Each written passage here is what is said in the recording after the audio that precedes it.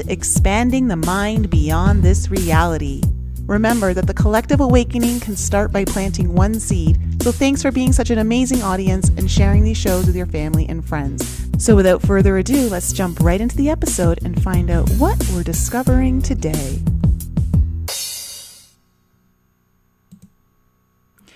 Hello, everyone. Welcome back to the enLIGHTenUP podcast. I'm really happy to be back here with you. I've just come back from my little mini vacation that was very much needed, and I'm excited to kick off this episode tonight with Paul Remington Jones. I found his YouTube channel a few weeks ago when I was in one of Anna's Zoom calls on a Monday evening. Someone had dropped one of his recent videos in the live chat to watch on how to handle yourself when pulled over by a police officer when you're not driving with license plates, registration, or driver's license. And we're going to get into all of the reasons why, because if you haven't checked out one of my recent videos and podcasts, it's episode 192. I highly suggest you do, because that was all on becoming a state national and how to reclaim your freedom and sovereignty, or I should say just how to continue exercising your rights. So, Paul, welcome to the show. How are you tonight? Hey, Nicole, how are you? Oh, 1 second. There you go. You were muted. I muted you by accident. You can go again. Okay, I said, hey, I'm doing well. How are you? I'm good, thanks. I'm good. Thanks for coming on and coming on the show. So Paul's connection's a little bit weak, so just bear with us. He's got a lot of knowledge to drop, so I'm hoping that you guys will be able to pick everything up that he's saying. But Paul, how did you kind of first get back into, exercising your rights? Like, has it always been this way for you? Or when did you start doing this, or understanding that your rights weren't exactly being exercised in the way that you thought they were? So, I think it's pretty common to anybody that can see even a little bit of, history and what's going on presently that, just even the basics, right? If somebody were to tell you in school, we have a constitution and we have rights, and again, we can get into sort of that whole deal about what the Constitution is and where we get our rights from and all that. But, they tell you pretty early on, or at some point, you come to the understanding of, well, I have rights here. One of them is pursuit of happiness, right? So, that phrase kind of always stuck with me. And then, throughout my life, I started studying and seeking truth and realizing, obviously, that, well, I have a right to pursue my happiness, but every time I try to do such in just certain ways that, other people don't agree with, I get my rights taken, right? I get put in a cage, I get brought to court. So, it's just kind of like at a certain point, it's kind of common sense at this point that, hey, we have rights and we have abilities as Americans under the common law. However, when we try to exercise them, a lot of times people get in the way of that.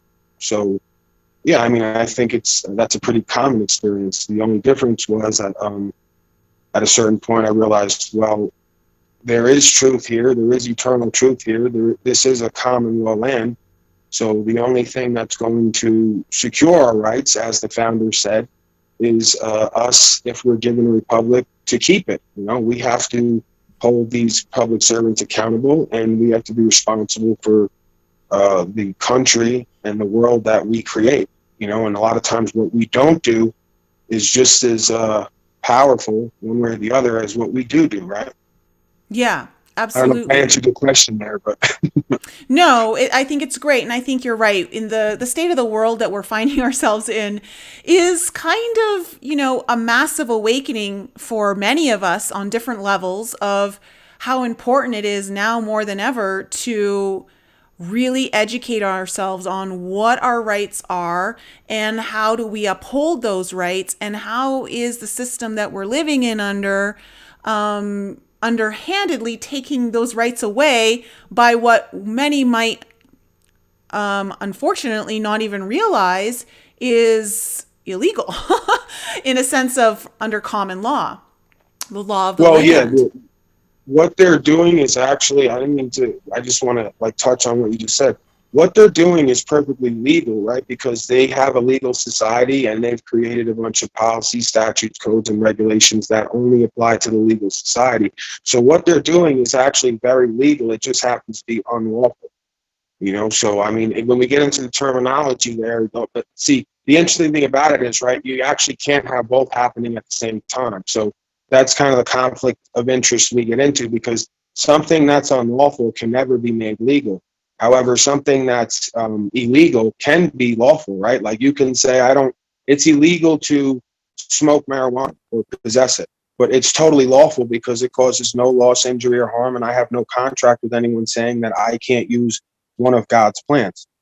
So it's perfectly lawful, however, it's illegal. Everything they're doing, you could claim is legal in their legal society. However, when it comes to us, it's unlawful, right? Because statutes, policies, and codes cannot supersede rights, which is what a lot of the understanding of these people is, that their policies, statutes, and codes are laws, and that they can supersede the law of the land and our rights, which is absolutely not the case. There's a big difference between legal and lawful. Okay, that's great. And I think this is one of the important conversations that we have to have, is really understanding how important the English language is when it comes to understanding the law and understanding the legal system, which is really operating under the Vatican and the Crown right now. So let's kind of kick this off. If you don't mind, I'm going to play of the first minute or two of your video, okay? So you guys can kind of see. We're gonna take you through just a couple of sections of the video. I really want you guys to watch the whole thing over on his channel. Links to his YouTube and Facebook are in the description below, so you can please follow him and support him, because he is putting up other videos. But let's go over to the video right now, and let me just pull up 1 second here. 1 second here. Okay, we're going to listen to the first minute or two of what happened when Paul was pulled over. Video, please. What's that? Let me just start my video, please. Your video? Yeah, I'm just going to record this interaction. Okay. I need your license and registration. What makes you believe that I need that to travel from point A to point B? Because you have no license plates on your vehicle, sir. Would you like to see my paperwork? Yes, I would. I asked for it 2 seconds ago. That's not what I have for you, sir. Okay. I have here the definitions from the Motor Vehicle Code. I have the Supreme Court decisions and everything you need here to understand that I don't need a license, registration, or any documentation to travel from point A to point B. It is a right that has been preserved by the Supreme Court and the law of the land. Okay. Sir, in order to drive in Colorado, you need to have license. It's not driving. The definition says right there, sir. Driving is doing commerce where you're employed on the road. ID? I don't need to present ID unless I'm in the commission of a crime, sir. I have not committed any crime. You violated traffic law in the state of Colorado. The definitions are right there, sir. If you'd like to go to court, we can handle it. I need your ID, okay? I need your license, insurance, registration. You're operating a motor vehicle. Did you even look at my paperwork at all? Sir, I'm looking at your paperwork. Did you read the definitions? The Motor Vehicle Code definition is in there. It says driving is doing commerce on the roadway. I am not doing commerce. I am not employed. Can you start another? If you could please get a supervisor out here, I'd appreciate it, sir. Okay, do me a favor and then turn the car off then. I'll get a supervisor out here for you. Okay? Oh, I'm not going anywhere, sir. Okay, can you just turn the car off for me then? Am I obligated to turn my car off? I'm not intending to go anywhere. I'd like to handle this matter and settle it right now. I have no reason to leave. Why would I do that? Okay. I'm getting another unit out here per your request. Sure. Okay. All I asked was to see your license, insurance, registration. I'm telling you that I don't have such because I'm not required to by law. It's been upheld. It's been upheld by the state of Colorado. You are required to have a license, insurance, registration. It's federally been upheld. Motor vehicle on state roads. The definition is right there from the Motor Vehicle Code. Driving is defined as doing commerce on the roadway employed by somebody. I am not employed to do commerce on the roadway. I am traveling in my private property from point A to point B, which, as it says in there, is my right to do so, upheld many times in the Supreme Court. Just hang out for a second. Sure, no problem, bud.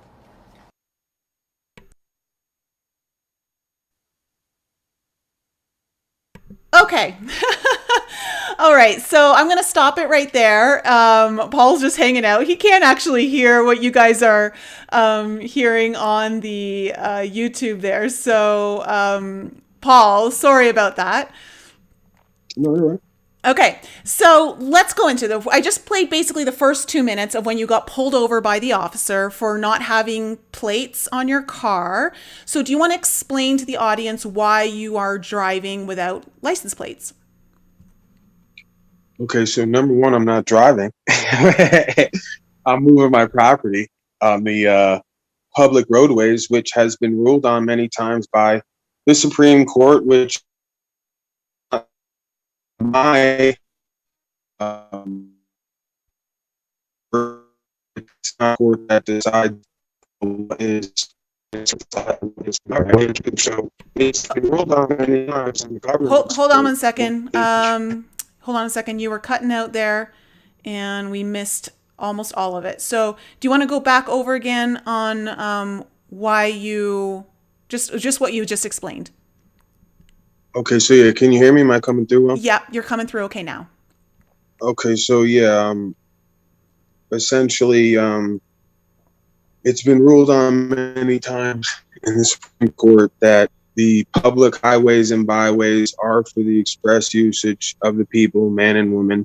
They are not to be infringed upon when it comes to the ability to use them at one's own discretion, right? As long as you're not doing commerce on the roadway. So driving, the term driving, by definition, is understood to be somebody engaged in commerce. So the examples that are even given are a truck driver, a taxi driver, and a bus driver, right? Somebody who's hauling goods or people for payment on the public roadways.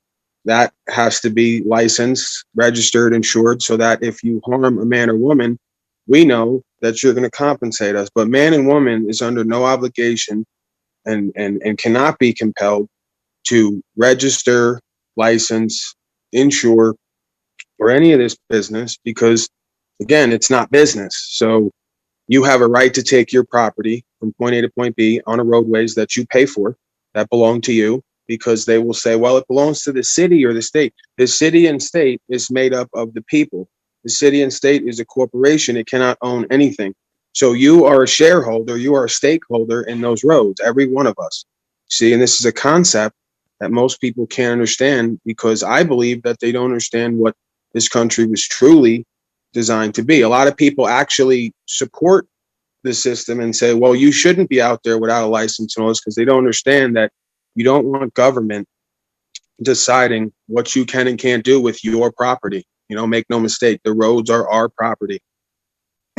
So, Wow. Yeah.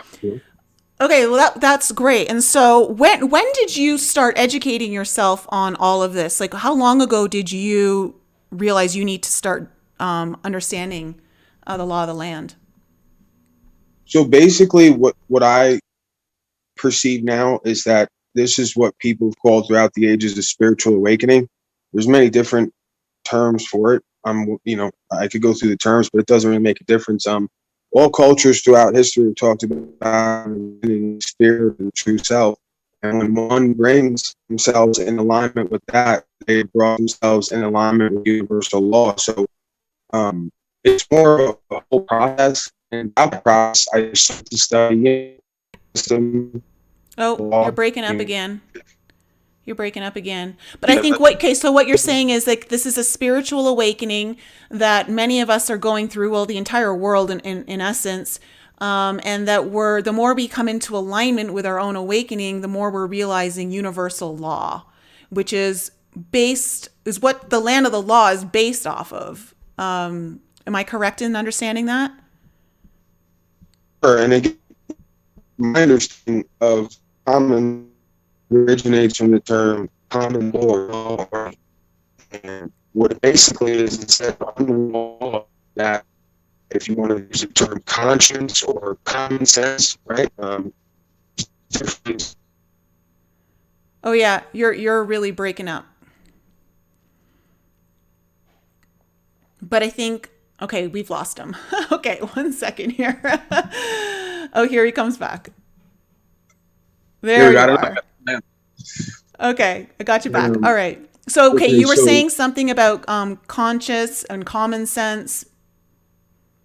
sure. So the common law, or LORE, is the basis of unwritten laws that essentially, I could argue, and I think most people who have been through this process or, through common sense, they can ascertain right from wrong, right? Like we wouldn't need government or written down understandings of, hey, you stole from me.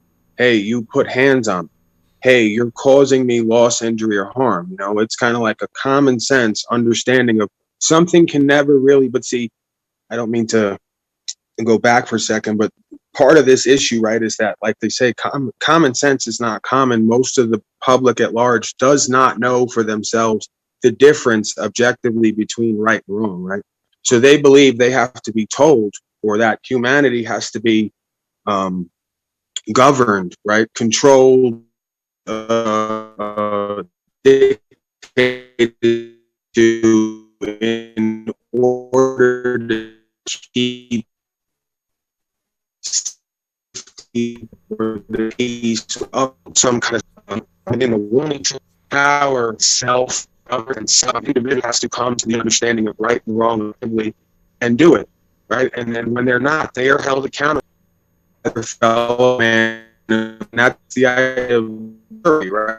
We Yeah. all have a right under the Seventh or Ninth Amendment by jury, right? So again, it's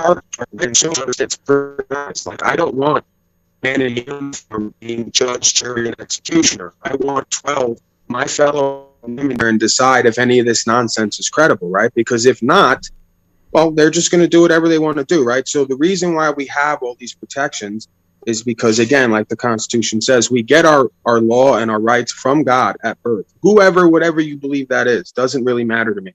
We get it from the universe at birth. And then man, right, groups of men usually, and I'll even be kind of sexist about this because it's usually not groups of women, right, sitting around doing this stuff throughout the ages.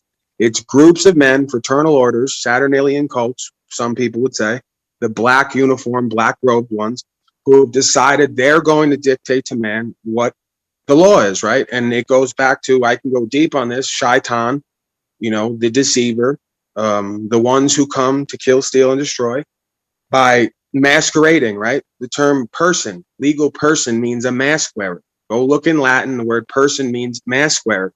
So when they tell you we're all in here acting as a prosecutor, I'm acting as a judge, it's to escape liability so they can recreate the universe in their own image.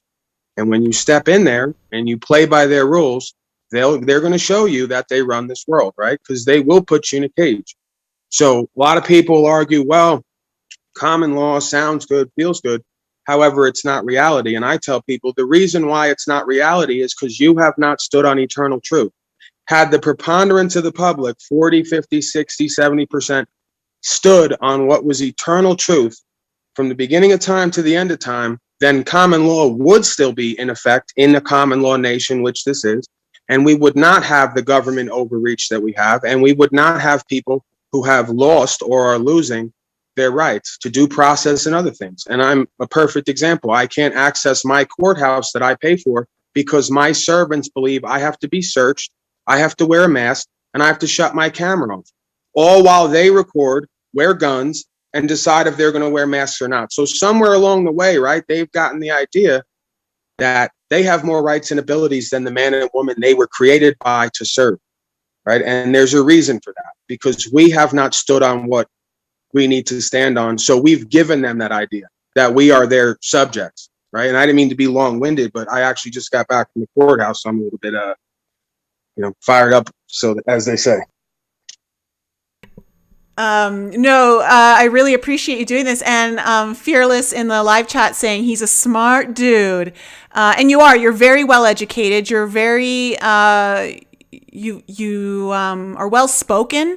And I think everyone here has a lot to learn from you tonight. And I'm just really appreciative that you're here with us tonight. It's true. I think we've all gotten really lazy and we've given up a lot that we haven't even realized we've given up due to the desire for more convenience. And that has led us down the path that we now find ourselves on.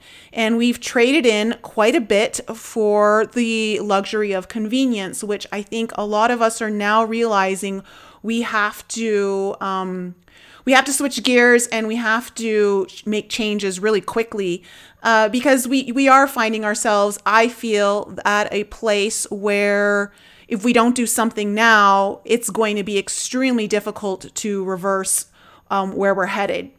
And what you talked about there earlier about this idea of how people don't even understand what's right or wrong because they believe the government needs to tell them what's right or wrong is so true. And it's actually scary that that's true, that we as a human species, as a society, have lost touch with the eternal truth of what's good and what's bad.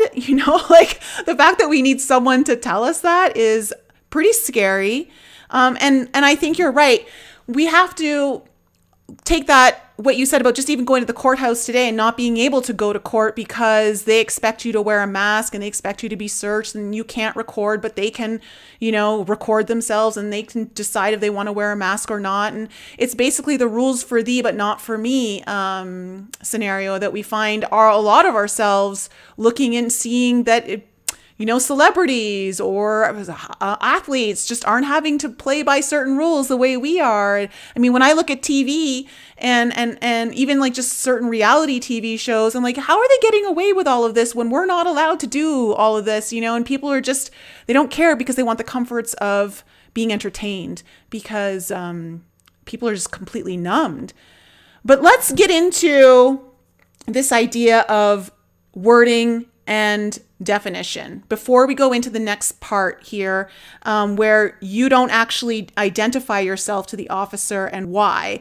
Tell us again, why are we not driving our cars or our motor vehicles? Like, there's a couple things there that we need to be understanding. So why are you saying I'm traveling from point A to point B in my private property? Can you explain to people the importance of that?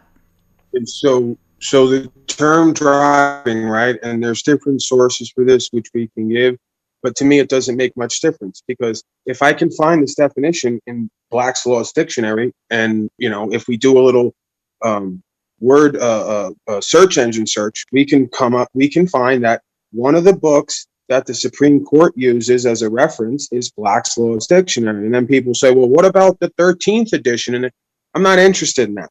At some point in time in history, some man believed enough to write it down and make rulings on it, different groups of men, that driving was explicitly about doing commerce, that a motor vehicle was any coach, horse-drawn carriage, or conveyance, right? So a motor vehicle, from what I understand, can even include a horse-drawn carriage. But the bottom line is that the motor vehicle is under the definition of commercial vehicle, right? So in the definition, it says any horse-drawn carriage, conveyance, or automobile powered by whatever self-propelled or not is considered a motor vehicle if you are engaged in commerce. So what that means essentially is, again, back to the term driver: taxi driver, bus driver, tractor trailer driver, truck driver, right? We use these terms and these words without ever realizing or understanding what is actually being said here. That you're not driving, by definition, if you are not hauling goods, providing services on the public roadways, or hauling people, right? Moving people, transporting, right? They will call it the traffic code, the transportation code. See, the understandings in the words. What are you transporting? Well, I'm not transporting anything. I'm moving my property and my being from point A to point B. Do you believe I'm transporting, right? Trafficking. Same thing, they'll say drug trafficking. It means you were taking drugs from point A to point B. So what am I trafficking? There's nothing in my vehicle. So again, the devil, as they say, is in the details. How could I be subject to a traffic code, a transportation code, and driving privileges when I have a right to travel, ruled on by the Supreme Court, and driving as a term in law, right? Everything is expressed, never implied. So I'm not interested in what everybody thinks it is. I care about what the actual definition is. And it makes sense. Why would man and woman have to prove to government that they created, that's supposed to serve them, that they have an ability to use their property, which is the public roads. It makes no sense. What does make sense is that somebody, a man or woman who wants to start a business and do business on the public roadways amongst men and women has to prove certain things in order to avoid liability, right? Because if you just let anybody do business on the public roadways and they run into a man or woman, who's gonna pay for it? Who's gonna compensate? Because man and woman is the highest form in this realm. So you harm God, corporation, but see, it's been flipped now, where man and woman, everyone believes, is lower than corporations. You know, that's why we have this whole movement. Corporations are people too. They desperately want you, your property is, including your body, including your name. Your name is your property. Anything that's proper to you is your property. Your body is your property. Hold on one second, because I know you're saying something really important right now, and you're cutting out, and I know you're going into why they want to call us all people and basically own everything, own all property. So go into that again about what you were just saying. Okay, so we're good? Are we good on the sound? Okay, so yeah, your proper name, right? They tell you in school, if you ever heard it that way, give us your proper name, right? Anything that's proper to you is your property. So your name is your given name. It was given to you by your parents. It's your property. Anything that is an extension of your body, including your body, is your property. No man or woman in this realm has a right to ever tell you what to do with your property or administrate your property without your consent or a contract. So when someone tells you, you have to do this with your car, they're telling you, we're trying to administrate your property. Where is the contract? Where's the delegation of authority? Where's the ability to say that you can compel me to perform that action when we know you are acting in a capacity of public servant? Your only job would be, as it says on the side of their vehicles, to protect and to serve. So if I'm not asking for your protection, then you should be providing me service, so go get me something to eat or something. But, I'm making a joke, obviously, but the idea is we have to flip back the dynamic inside of ourselves first, and the idea of who and what government is, how it was created, what it was created for and to do, to uphold society and the proper functions of society, courts of law, so we can settle disputes honorably and civilly, right? We have to understand what this is all here for and what it's supposed to do in order so we can take the power back by holding them accountable and responsible to that aim, right? These people are not here to tell us what to do with our property. And when they try to, it's important that we explain to them the difference between legal and lawful. If I've not caused loss, injury, or harm to any of my fellow men, and nobody's going to come forth in court with a firsthand claim, right? Firsthand knowledge of the events that took place on record, swearing in, which they will never do because an officer is not a man. He's not going to swear in and give his firsthand testimony. The city and state of whoever is not a man. It can't swear in and give testimony. So the whole thing is operated on the fact that you don't know how a common law process goes, which is very,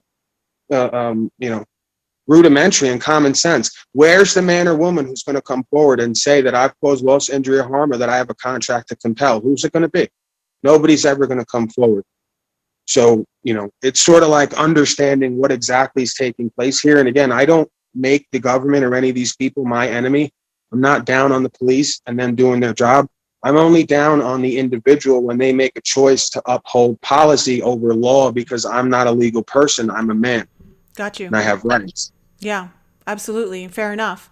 That was very well said. Thank you. So let's go into the video again, and I'm going to play another clip here, guys, of when basically the officer is asking him to identify himself and why he doesn't. And we'll kind of get into that in a second. So let's just play this. Purchase privately and legally and lawfully. Okay. Can I ask you a question? Sure. What is your name, man? Why do you not want to identify yourself?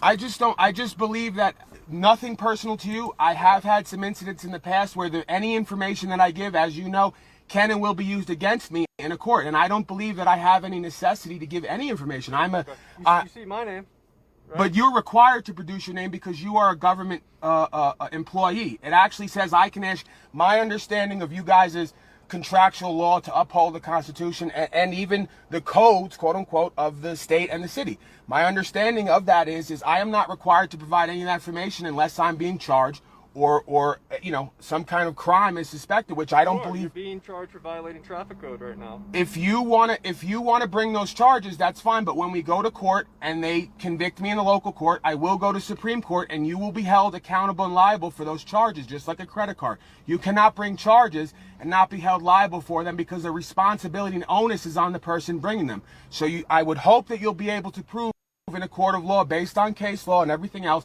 that I don't have a right to see, this is the game.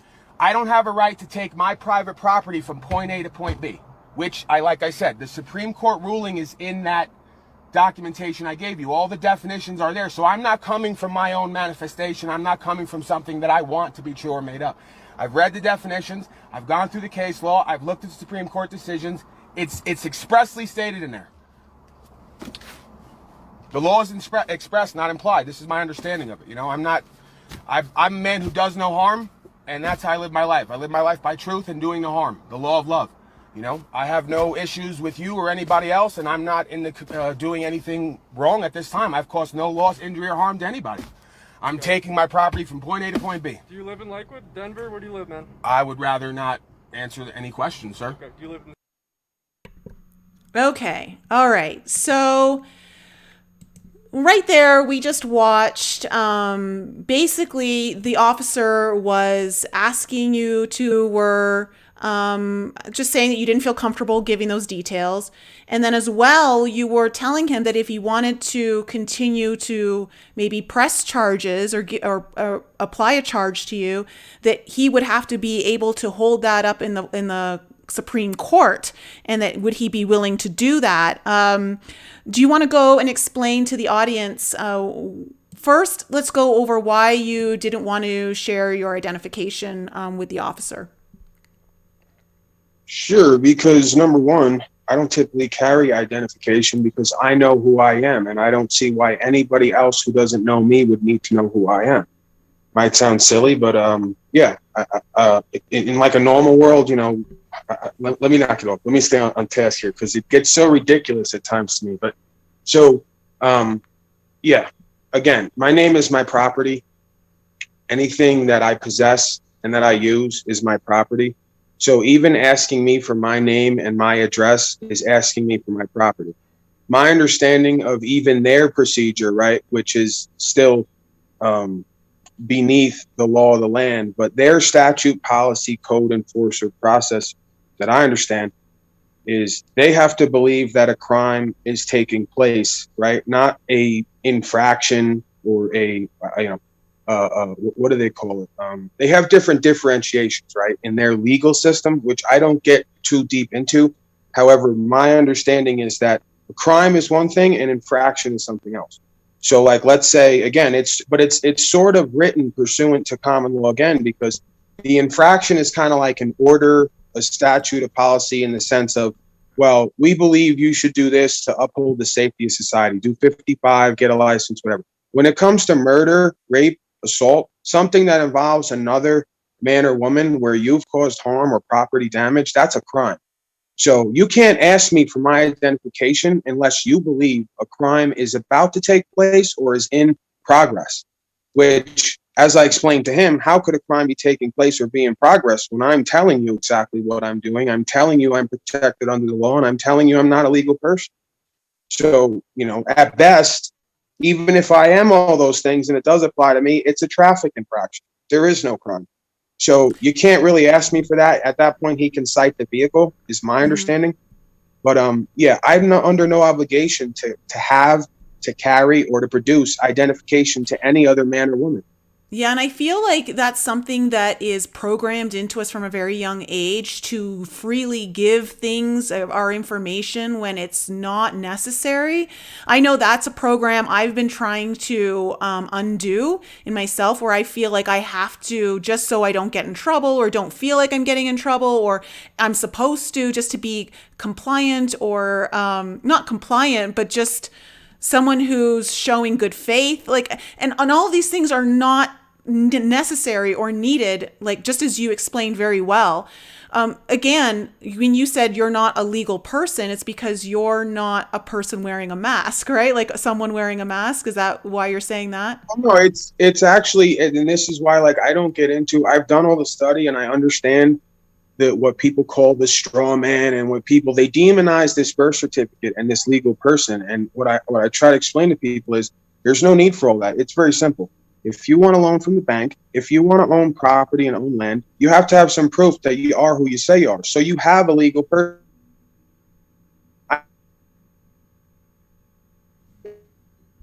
Oh,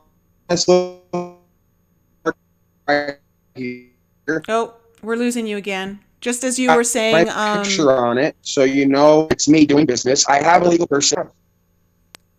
okay, there you, we got you back now. So we lost you when you were saying, like, if you want to get a loan or you want to go to the bank, if you want to get a loan, from the bank, if you want to own land, if you want to do certain things in the world of commerce and on paper, the two-dimensional world, you have to have a legal person, right? So I have a legal person. I am not the legal person, right? I am the man. I am a man. I have a legal person. It's the all capital letters name that is similar to my given name, right? It's almost exactly the same. It's just in all capital letters. That is my legal person. I use it in the public to do commerce, to do business. However, I am not that. And that's the difference, is you make the differentiation. I have this, doesn't mean I am this.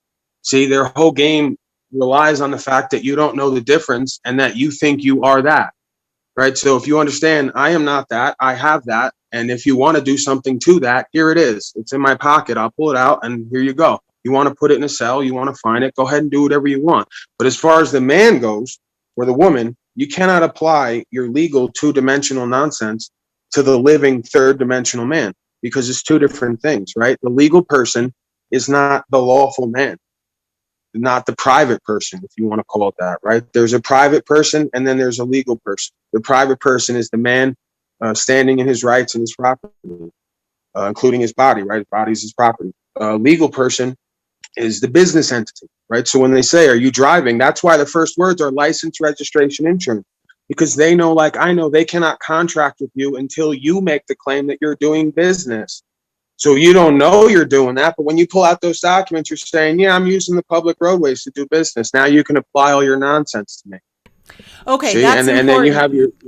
Yeah, let's talk about that, about contracting, because when people don't realize that if you were to actually give them your license or show your insurance or show registration or something like that, that now you're operating in contract with them, and now you're not you're not acting as the man or the woman privately. Sure. You're well, first of all, just getting the license and doing the registration and all that process, they can claim that you're under contract with them, and that's their proof that they're going to show. However, again, man, woman is fluid and dynamic. Man and woman is not bound by any two-dimensional world, even a contract that you make willingly. Let's say we get married. God help you. But yeah, we get married, and I breach that contract, right? Like I say, yeah, we're going to be together. That's too much about that. And I start verbally abusing you, physically abusing you. You think that contract will hold up? No. Anytime a contract closes, lost into your harm to any man and woman involved, the contract is void. That's even hardship financially. Oh yeah, we're losing you again. It's all crackling up. Basically, it started really cracking up around the point where if the marriage contract were to start causing harm, then it's no good anymore. Yeah, it's void. It's void. Can you hear me? It's still cracking up. Yeah, I don't know what's up with this service. Sometimes this happens when we're talking about important issues online. I'm not getting into all that. I'm not getting into all that. Is it better if I'm over by the window, like trying to pick up my microwaves and radiation signals?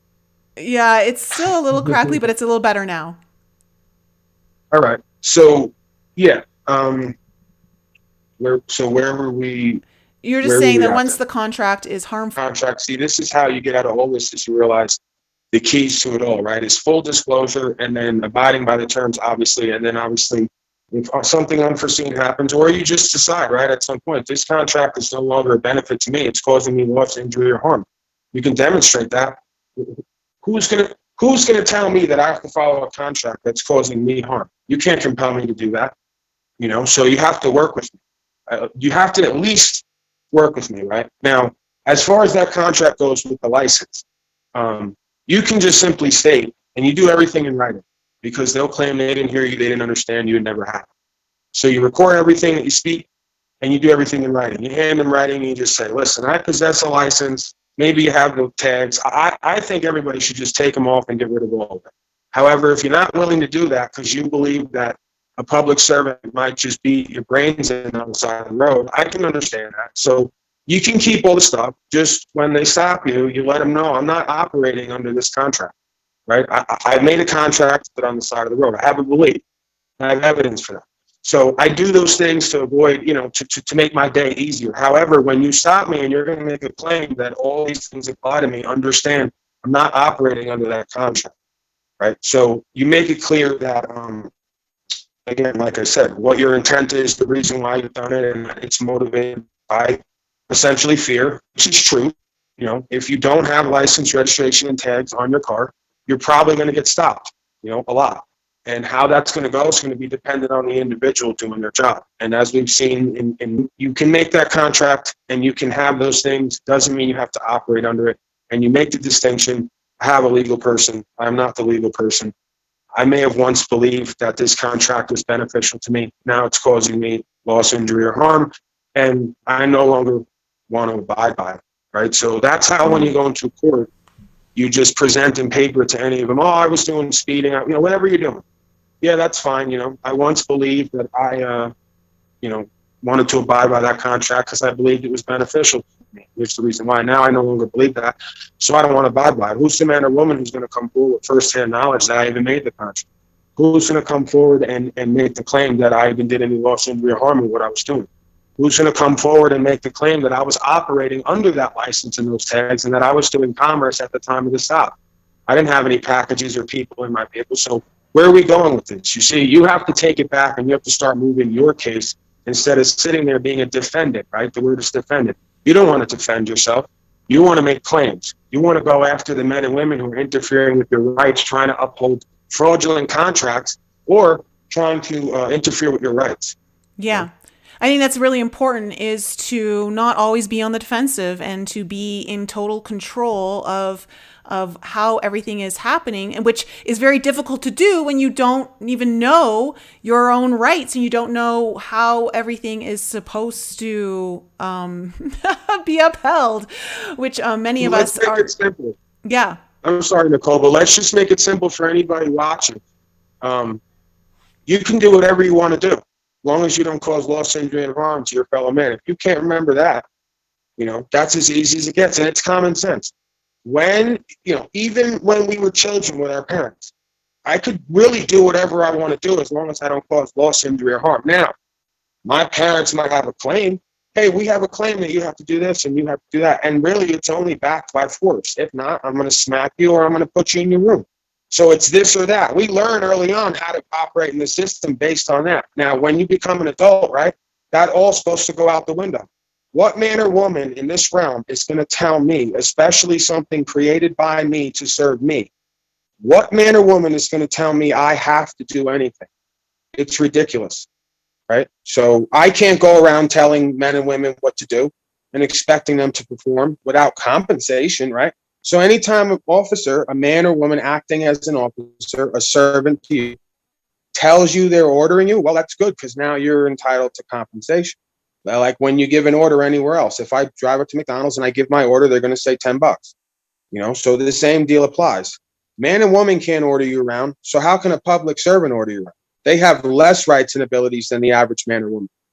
because they're duty bound, oath bound to the Constitution, and to other statutes, policies, codes, and procedures. So they have less rights than we do. We don't even get our rights from the Constitution. We're not duty and oath bound by it. We get our rights from God. I could do whatever I want to do. Public servant has to identify himself 3 different ways upon request according to their laws.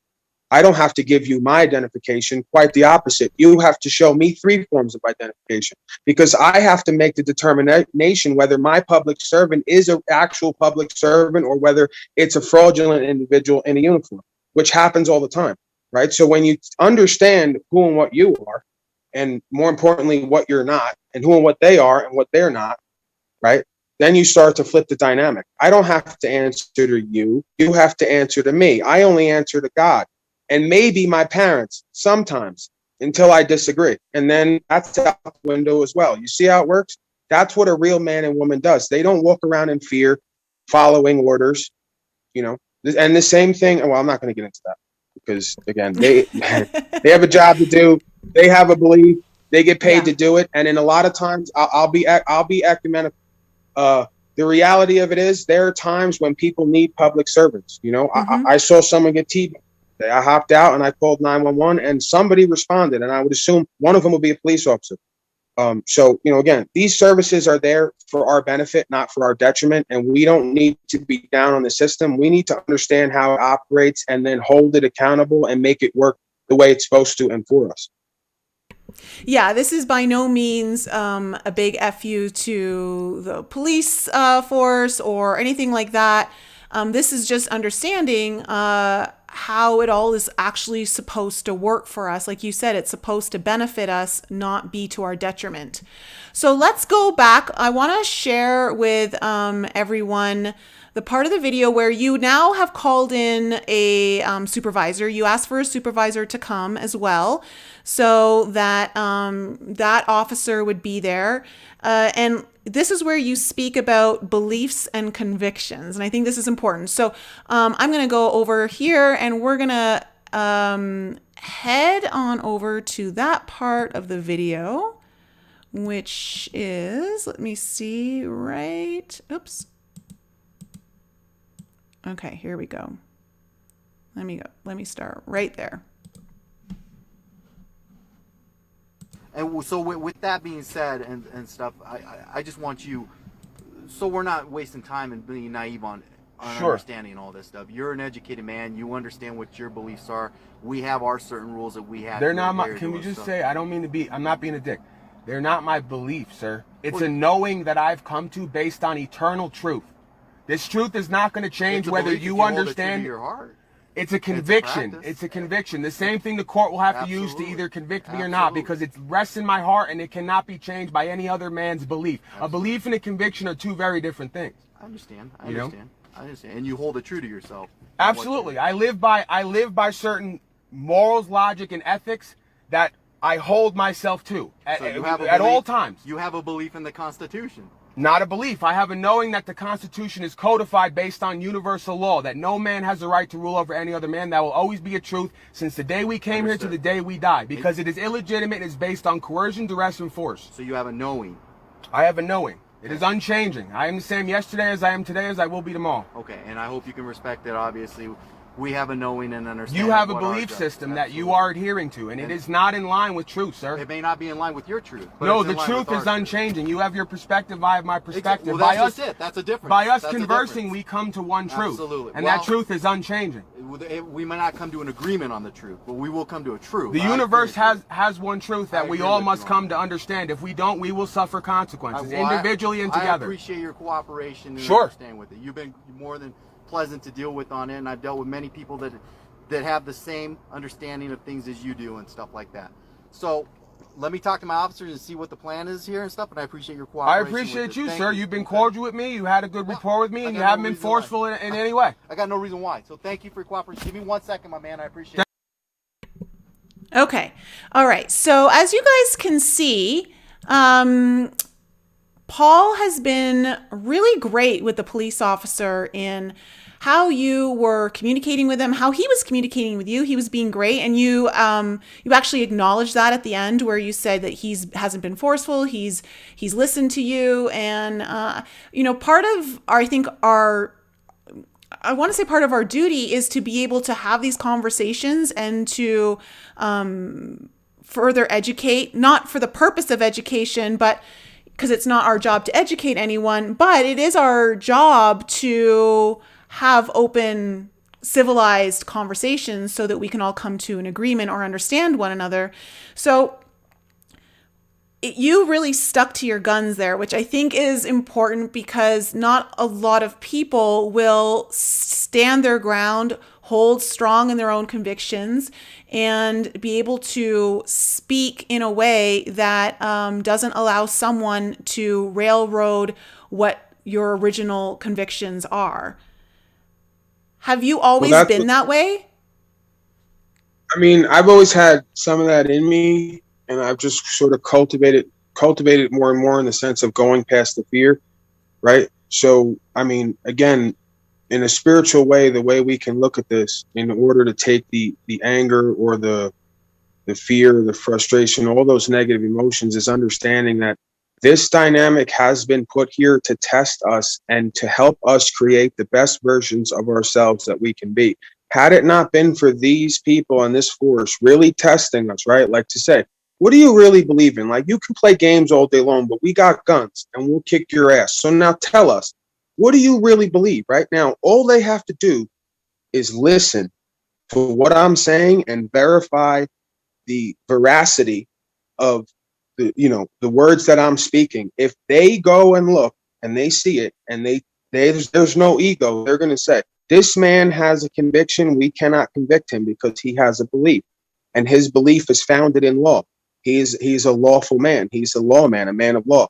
He's upholding the law. So if they see me and they feel me and they know what I'm saying and they understand it, then, they have literally, regardless of what we think and feel, they have created this universe has created the perfect situation to test every man and woman, because you have a bunch of people driving around.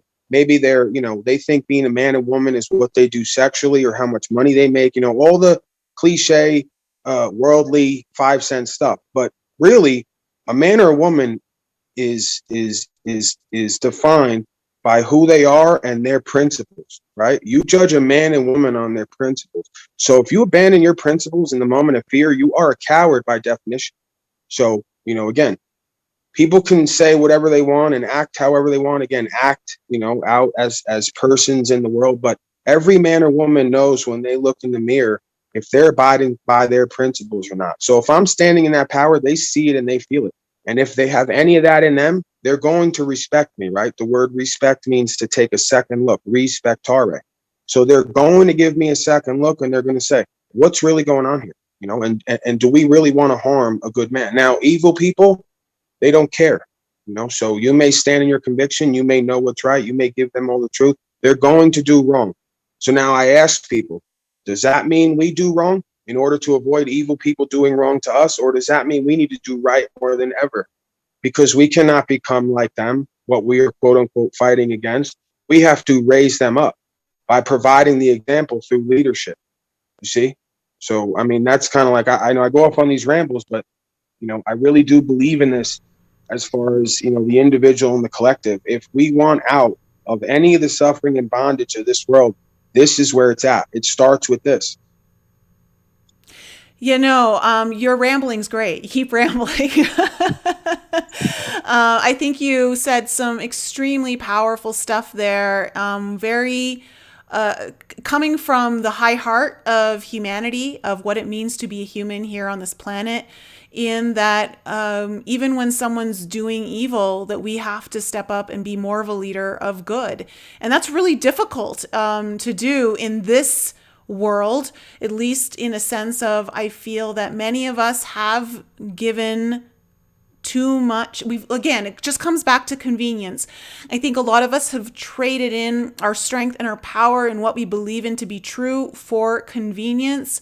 And it's going to take. But it boils down to safety, right? The reason why anybody would ever comply is because they're in some level of fear. So I take it back to the two base emotions, fear and love. If you are not in one, then you're in the other. So if I'm in fear of what they're going to do to me, the jail they're going to take me to, whatever the fear is, I'm not in love of truth. I'm not in love of my rights. I'm not in love of my country, the universe, and its law. I'm in fear. So I'm complying out of fear. Now, when you understand, hey, this is eternal truth. It's not going to change whether this guy takes my head off today or not. I'm going to stand in it. I'm in love, right? It doesn't have to be a warm, cuddly version of it. It's this is what I serve. This is what's true. This is what aligns with my heart, right? So that's what I'm going to stand on. Very well said. I completely agree with you. And you're right. It is, if it's not one, it's the other. So if it's not fear, then you can be in love or you can't be in both simultaneously. Let me just check the live chat here. Everyone's really loving what you're saying, Paul. Let's go into the final part of the video. And for everyone who's listening to this on the podcast later, just so you know, the video that I'm playing, it's a 30-minute video, and we've only actually gotten to the 20-minute mark. I'm going to take us almost all to the way to the very end, where you're speaking now with the supervisor and how your discourse with him, how you've engaged with him, has affected him and how he's engaging with you. And I think this is important. It kind of speaks to what we just spoke about.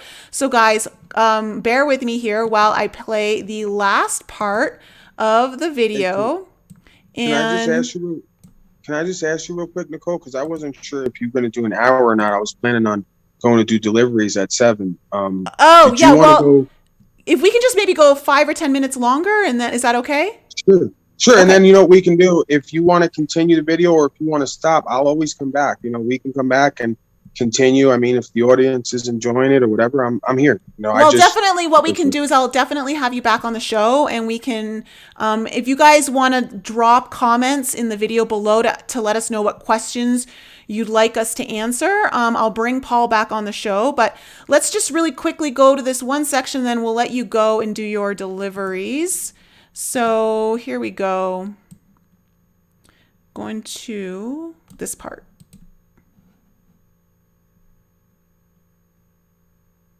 Parenting here. Yeah, that's fascinating stuff. Okay, well, I appreciate you talking to me about it and stuff like that. I appreciate you having a care in your heart, man. There's not many people nowadays who care for anything, let alone truth and what's right. It's a crazy world right now. Absolutely. As you know. Absolutely, and that's why we need to do our due diligence, and we need to be vigilant as far as serving truth. Because we can serve our belief systems, our egos, our careers, all this nonsense. If we don't serve the one truth, we're all going to lose it all soon, sir. We're going to lose our economy, our currency, which is a fiat currency backed by no gold and silver. It's losing its value day by day. They're moving over to electronic currency. There's a reason for all this stuff. This is not conspiracy theory. This is big corporations, big business, certain big banking, central banking, cartels, Bitcoin, VMO. Bro, it's all connected. You see the internet censorship now. You see the left-right division in the politics. You got Black Lives Matter. You got supposed right-wing racists. It's all divide and conquer, man. They've been doing it since back to Rome. These are intergenerational banking families. Let me give you one more thing. Go look it up. Bridget d'Avignon. She was 12 years old. She went down in Guinness Book of World Records, the first historian to find out that all the presidents except for one are blood related back to one king. Okay? A king of France. All the presidents except for one. And this is all verified by mainstream media. What is it, Bridget d'Avignon. And then you can search up 12-year-old presidents related as keywords. And it will pop up on YouTube. Might be kind of hard to find now, but it should still be up there. I gave it to someone last week. She proved Okay. All right. So really quickly, bringing that back. So basically, you're kind of red pilling the cop by the end of it all, which is awesome. And it sounds like he was genuinely interested. How did you feel like that exchange ended from your perspective? And then too, I just want to let you know we could probably keep going for a while here because my drivers are here yet. So. Yeah, as far as that, the officer, the supervisor, I believe it was Ricky Valdez. Um, yeah, he seemed to be a good man, honorable man. Um, like he said, maybe we didn't have the same understanding. Maybe we did. Apparently, maybe we did, because I left. So, yeah, he gave me his email. I was a little bit reticent to reach out to him. I keep saying I'm going to, and I do plan on it, because as I look at it, I go, I have nothing to worry about. Like, everyone's constantly, and this is part of the problem with true self and really walking this path, is it doesn't matter what anybody else thinks or tells me. I was in front of the man. I felt his energy, and he can go, if he wants to investigate me, he can investigate me all he wants. I do no wrong. I do no harm. So I have nothing to worry about. All that could come of it is maybe this man might learn something from me. And then maybe he might go and teach his subordinates, and he might, encourage them to conduct themselves a certain way. And if nothing else, I may need that man one day. I'm involved in court. I'm involved with men and women acting as police. I may need to call on him one day. So I need to keep sort of these people close, and I do need to nurture those relationships, because again, that is what we are here to do, or what I'm here to do. I'll speak in the eye. What I'm here to do and what I will do is I'm going to change this dynamic, if not in the world, at least for myself. Like, if everybody else wants to be governed and be treated like this, that's fine. Just don't do it to me, and then I encourage everybody else to do the same. But yeah, that was about as good of an interaction as you're going to get, that guy. And yeah, I think he was impressed.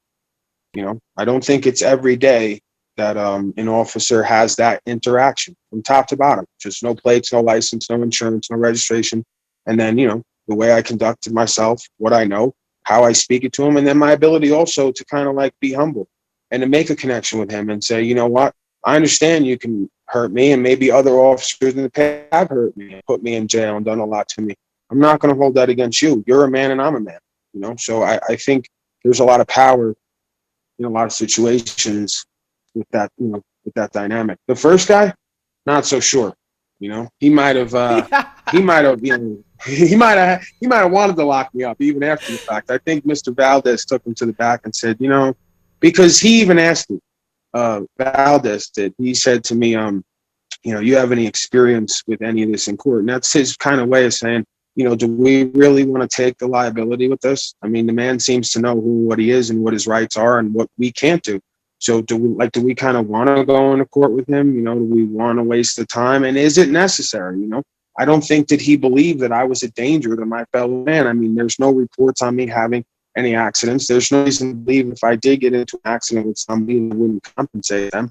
I mean, maybe the only thing more I could do, right, in fairness to society and the whole idea of the unspoken contract, is put up a bond, right? So I put up a bond with the state that says if I get an accident, here's the money, right? You can compensate them once it's proven that I'm at fault, right? So insurance is really kind of the only beef anybody would have with what I'm doing, is like the idea, if I was to hit them, well, how are they going to get compensated, right? So other than that, everybody should be like excited by this and empowered by this and inspired by this, I would believe. And also kind of amazed that they didn't crack my head open. Yeah. No, I think a lot of us are, I know I'm inspired. I was totally inspired when I watched your video for the first time. And even now when I rewatch it, total savage. And that's kind of, I also think you're a legend, and just in the way you handle it, just because we don't really see this kind of energy coming from people, unfortunately, as common anymore, which I'd love to see it being more common. And I guess the first place to start is to start educating oneself. Know, like you said, know who you are, know all of the word terminologies and definitions are very important. And I didn't realize how important it was until in the last couple of months I started researching all of this. And I know that a lot of people are really glad to have you on the show here. They're saying they're liking you more and more as the show goes on. And I think you bringing also the spiritual component, which of course is inherent in you, is really speaking to my audience, since this is more of a spiritual channel. I know you have to get going. So is there anything that No, you I'm would good. like? We can keep going. We can keep going if you want to. All right. Okay. So I thought he was ready, but he ain't ready to go. So let's keep moving forward. We're Okay. loving it anyway. So Okay, cool. I mean, guys, if you want me to ask Paul a question, just, you know the drill, type question in cap locks and then what your question is, so I know to ask him. When did you have your awakening? When did your awakening kind of start? Or have you always kind of felt like you were awakened since birth? So, I mean, as far back as I can remember, there's always been something. And again, I've had people, reverends and other people, tell me that I'm a special individual, and I don't subscribe to that. I believe that everybody has an internal intuition and innate intelligence given to them by the Most High that points them, at least tells them somewhere, this is not right. Something here is not right. You may not know what it is or whatever, but there's something in there telling you this is not right. That's all you need. Once you have that, you have to go on a journey of seeking truth, and you have to go, whoever that's going to take you, the universe is going to guide you with your internal chemistry, so a lot of it is too suffering for me, right? Like the situation at birth with my mother and what it led into, and my drug use and my addictions and my low self-esteem and destructive behavior, all of that self-created suffering leads to what they call, right, if you go to NA or A rock bottom, where essentially the individual realizes everything they are and what they're doing is incorrect, and it's leading to a bad life, a bad feeling, and a bad outcome. So now you have to make that switch, right? It's the idea through the ages of the phoenix. There's other allegories, metaphors, whatever you want to call them, for the idea of human consciousness having to go to certain depths, right? Dark Night of the Soul is another example. If you ever watch the Batman franchise, they do a lot of pop culture art and stuff like this with these themes and these understandings of consciousness written into the story. The Dark Night of the Soul is another term throughout the ages. It seems to be part of the universe's plan to put us all through intense suffering, most of it self-created, right? And then at some point, we can then come to know and appreciate and do the will, right? What is true and what is good. The only way that we do that is knowledge of good and evil. So you have to live backwards, which is what evil is. Evil is the word live backwards. You have to live backwards for long enough where you're tired of it and you say, I'm done, I'm out, I'm tired. I want something better, I want something new. And then you start reforming your character. And you like Jiminy Cricket said, I'll tie to all these little things they've given us over the time I've grown up. Let your conscience be your guide, right? Pinocchio had to cut his strings, and he had to stop playing and dancing to somebody else's tune. And he had to become a real boy again, right? A real man. In order to become a real man, you have to cut your strings, and you have to let your conscience be your guide. You see? So we understand that, this is not Paul's experience. This is a human condition and a human experience. And if we, again, as the scripture says, seek the truth and the truth will set you free. If you're not seeking truth daily, objective truth, not your truth, someone else's truth, objective, provable, empirical truth. If you are not seeking, then you're not on the journey. Go away from me. I never knew you. This is not about worshiping one man. This is not about following doctrine or dogma. This is about the internal connection, the communion, right? Community. To commune with the Most High, you have to have a personal relationship with whoever, whatever, the Creator that has imbued you with conscience and consciousness, the ability to discern right from wrong, what separates you from the animal kingdom. You have to operate from that. As Marcus Aurelius calls it, the ruling faculty. You have to operate from that ruling faculty as much as possible. And you have to detach yourself from the 5 sense world. In the world, not of it. My kingdom is not of this world. We enjoy the world and what it gives us and the pleasures, and it's good for what it is. But the ruling faculty has to always strive towards what is right, what is true, what is righteous here.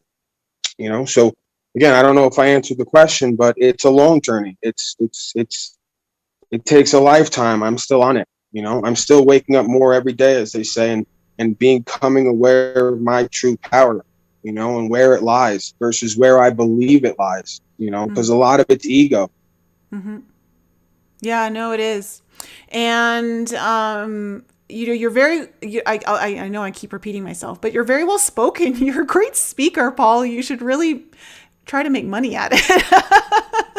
Oh, here we go. I mean, listen, there's nothing inherently wrong with that. And I've kind of toyed with that idea for a while. And as my purpose has sort of shown itself more, and as I've done it, I've realized that, well, why should I make a living? Because again, part of me, I don't, I'm doing this work out of, again, partially knowing that it needs to be done, and partially because I want to save me and as many people around me so that I don't have to go through this stuff. Part of it's a selfish mode, and part of it is, a big part of it is I'm tired of walking around my fellow man and being bondage, self-created bondage and ignorance, ignoring truth and being kept in darkness. I want to share the light with them. I want to raise them up. I want them to be free of their self-created bondage, and I want us to be loved. But ultimately, I understand that, regardless of all that, it's just as basic as possible. If I don't do what I can, what I know is true, and lead people, then I will have to live and suffer where everyone around me is going to dictate. You must mask. You must vaccine. You must X, Y, Z. So I understand literally there's not much choice but to do this work, even if it's just on the self-preservation level of my rights, my children one day when I have, my property. So, but there's nothing wrong. There shouldn't be anything wrong with me making a living, right? So at some point here in the future, I will set up donations because I don't want to charge people directly for this work. I'd rather just work with people and help them. And if they see value to the work, then they will donate. And I have faith in people and their goodness and their willingness to hire one man and woman when they can. Yeah. So yeah. I think it's it's an energy exchange, and I think people should be rewarded for utilizing their gifts for the betterment of humanity. I think if we're going to pay for anything, that's what we should be paying for. Why have it go towards all of the other nonsense? I do have a question here for you from Kathy. She is asking, what are the best resources to research, and how long did it take you to research this well enough to get you out of these situations? Okay, so one person I'm always going to hold in high regard, and I'm going to promote their work, is Carl Lentz, Karlentz. You can find a lot of his stuff on YouTube. Somebody compiled all little clips into long videos. So if you research his name and then long video, you'll see 3 to 4 or 5 hour videos of him just talking about common law and the interactions. He's definitely been a big part. I mean, there's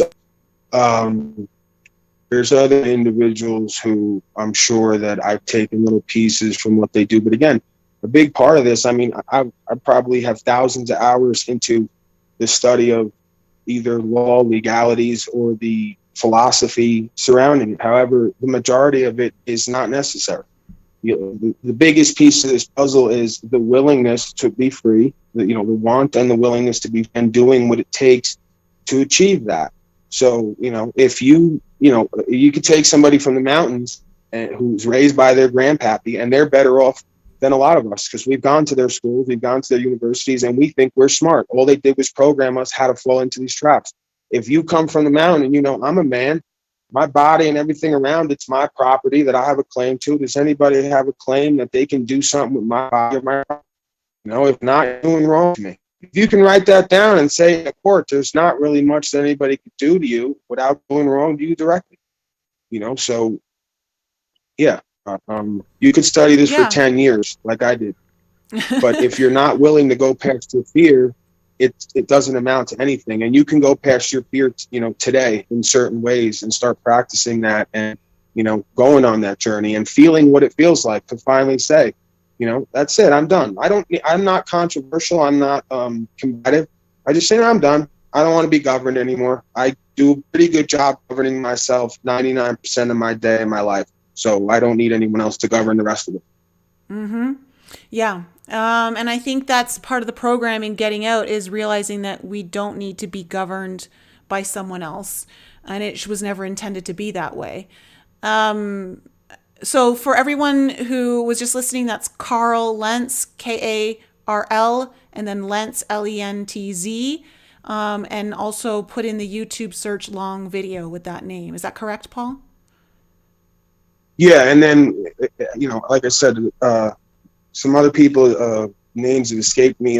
At some point I can put that in the comments, or I can send that to you if people want some other resources. But anybody who's looking for resources at this point, if you're in the beginning stage of this, or even in intermediate stages, that's going to be the type of thing you're going to listen to, because he keeps it simple and it's straightforward. And he also does interactions with callers and their, individual situations. So yeah, this is a lifestyle, right? So if you want this, you're going to have to live it. You're going to have to breathe it like anything else. You want to be in the NBA, you're going to have to wake up dribbling and go to sleep with jump shots. So, you better be listening to it on the way to work, when you have time, before you go to bed. And then as you're pounding it into your subconscious, like they do with everything else, you're going to wake up one day and you're going to start speaking this stuff from the heart, and it's going to flow, and you're going to know who and what you are, but you got to start that process. Yeah, no, very well said. And you're right. It is a lifestyle. And I think anything that's benefiting us we should be making a lifestyle around it. Well, I want to thank you so much, Paul, for coming on the show. And thank you to the audience for being here. I'm going to send this video out tomorrow in my newsletter for anyone who missed it, because quite a few people I know are going to be interested in this information. So guys, go over to his YouTube channel. Thank you, Christina Love, for dropping, and Derek and everyone else who is moderating for me, dropping all his links in the live chat. His Facebook, he is in jail right now. You are in Facebook jail right now, aren't you? I'm doing hard time right now. I guess you weren't able to talk your way out of that one. No, I mean, and just to be totally honest about it, I knew the specific thing when I posted it. I knew, my intuition told me they were going to ban me, because it had to do with, there was a racial context in it, right? And I know Facebook, right away, if you even talk about the idea of race, or, and again, just to sort of, so people don't think whatever, like, I was, sort of making the connection of us all, as far as the idea of, certain people thinking that there's different races, and I believe we are all one thing, right? But just the fact of speaking on race is deemed now on Facebook to be, I guess, controversial or whatever, especially, I guess, if you're a white male, it seems. So, I should probably know better at this point. And it probably, what I was saying didn't even much matter anyway. So I probably should just, going forward, stick to the common law, because that's where most of the power is anyway. And yeah. Cool. But I'm going to put my Telegram in there, because I did just recently start a Telegram. Oh, okay. Yeah. You know what? Yeah. Drop it in the comments when when we jump off, and guys, I'll pin it as soon as he drops it in the comments. So you guys can find his Telegram, and I'll also put it in the show notes for all the podcast. So thanks so much, Paul, for coming on the show. I'd love to have you back on in the future. And guys, if you have questions that you'd like me to ask Paul, leave those in the comments below. Check out his YouTube. Hopefully we'll be posting more videos. Keep us updated. And true inspiration. Love your energy. Love where you're coming from. I think you're coming from the higher place of humanity for all good. And you're coming with not just a very well-educated mind, but a very loving heart, and with patience. Patience is so important at this time. So thank you so much. All right, guys, I love you so much. I'll be back with you next week. I'm going to keep that a secret.